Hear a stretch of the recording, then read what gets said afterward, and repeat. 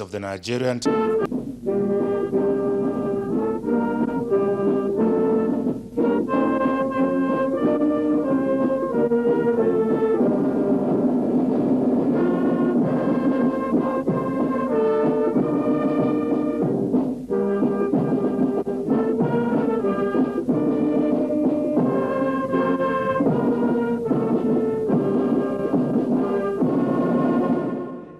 My fellow Nigerian brothers, sisters, and friends of Nigeria,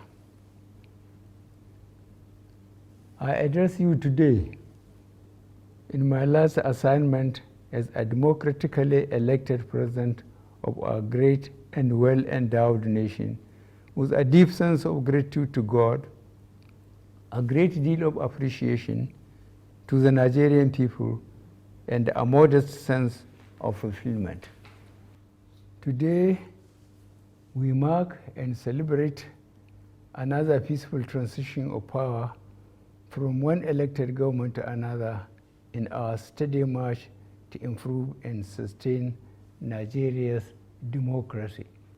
This year, we witnessed the most keenly contested presidential elections since the First Republic, and this demonstrates that our democracy is getting better and more entrenched with each election.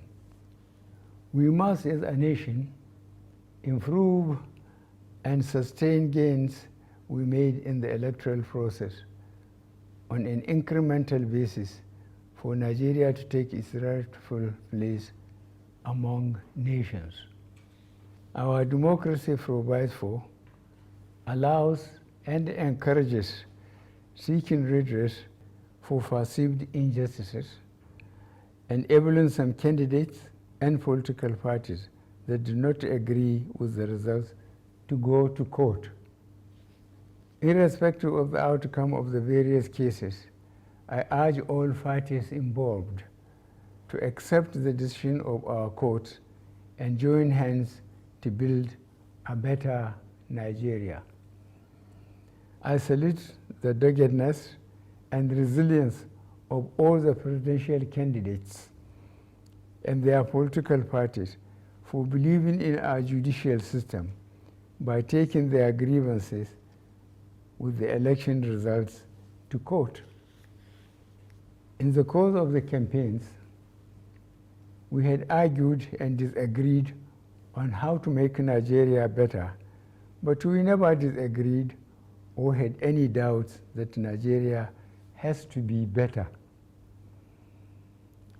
As your president, I call on all of us to bring to bear the strengths of our individualism, the power of our unity, the convictions of our beliefs, to make Nigeria work better and together with one spirit and one purpose.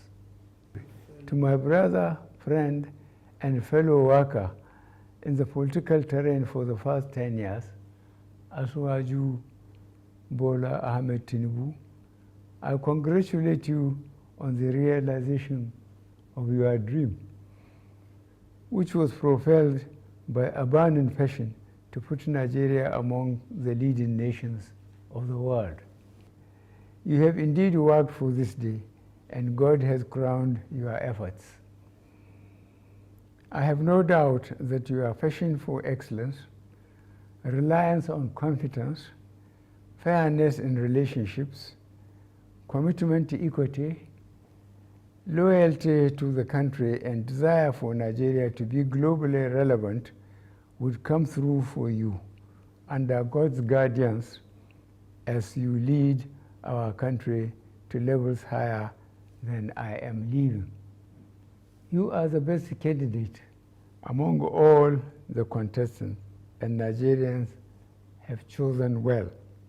The last 8 years have been an exciting experience in my desire and commitment to see a Nigeria in which public goods and services are available and accessible within a united, peaceful, and secure nation. Fellow Nigerians, On the strength of your overwhelming support for me and my political party, I started this journey with a great deal of promise and expectation from you.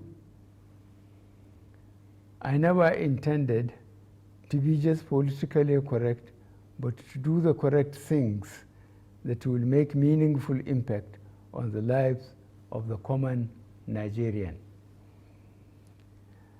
This high expectation was not misplaced because, like the ordinary Nigerian, I had grown tired of watching the country progressively moving away from the path of correctness.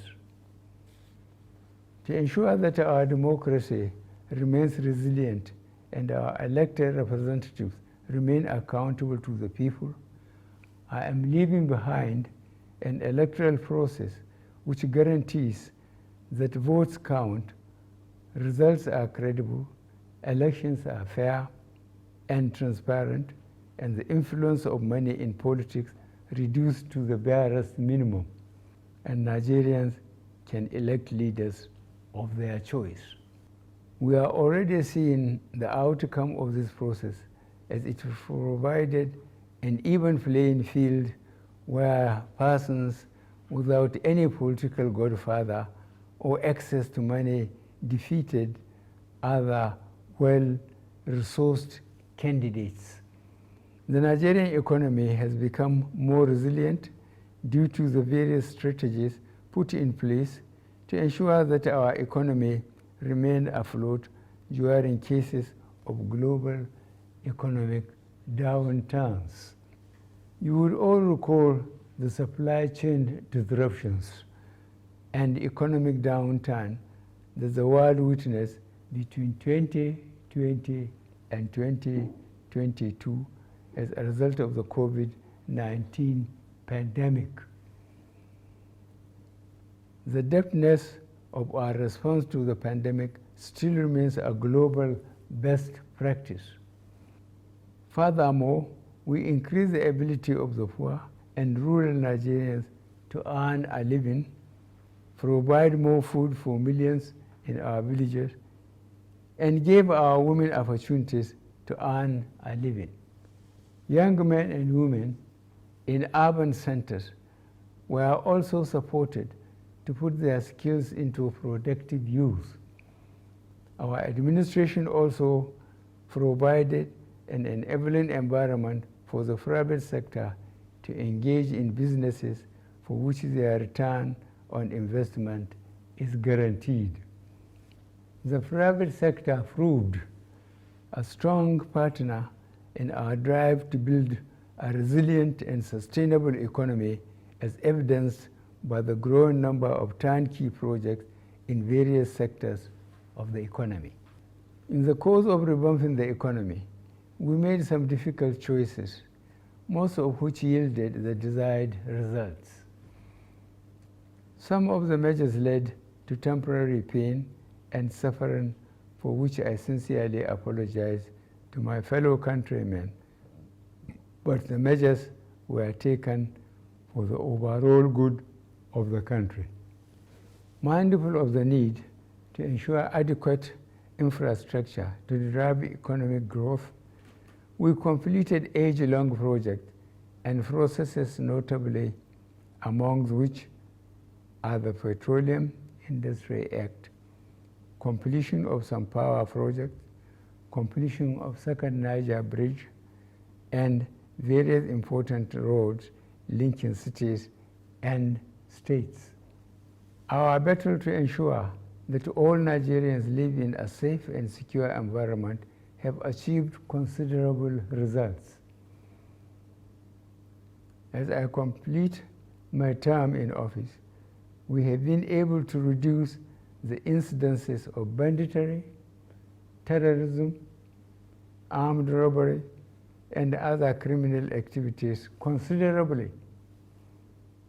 To sustain the gains made so far, I call on all Nigerians to be more vigilant and support the security agencies by ensuring that our values defined by being your brother's keeper govern our actions. Up till now, I still grieve for our children still in captivity. Mourn with parents, friends, and relatives of all those that lost loved ones in the days of the senseless brigandage and carnage. For all those under unlawful captivity, our security agencies are working round the clock to secure their release unharmed. Fellow Nigerians, you know how dear the desire in my heart to rid the country of corrupt practices that had consistently diminished our efforts to be a great country. I did pursue this commitment relentlessly, in spite of the expected pushback. I am happy that considerable progress had been made in repatriating huge sums of money back to the country and also taken over properties illegally acquired from our Commonwealth.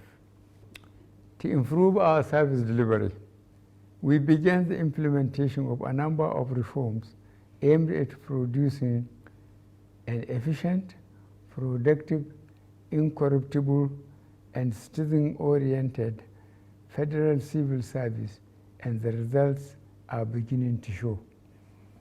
On the international scene, Nigeria's influence continues to grow as exemplified by notable Nigerians occupying headship and leadership positions in renowned global bodies. Our democracy is built on and continues to thrive on the principle of separation of powers. The leadership and members of the National Assembly deserve my appreciation for their patriotism, which did not detract from their roles as a check to the executive arm. I also want to use this opportunity to express my appreciation to a good number of Nigerians who provided their support and encouragement to help me navigate the exciting journey in moving Nigeria forward. I cannot and will not forget the millions who prayed for me during my illness in my first term of office. I am constantly praying for you and for Nigeria to thrive in peace. As I retire home to Daura, Katsina State, I feel fulfilled that we have started the Nigerian rebirth by taking the initial critical steps, and I am convinced the incoming administration will quicken the pace of this work to see a Nigeria that fulfills its destiny to be a great nation. I am confident that I am leaving office with Nigeria better in 2023 than in 2015. I thank you all, and may God bless the Federal Republic of Nigeria.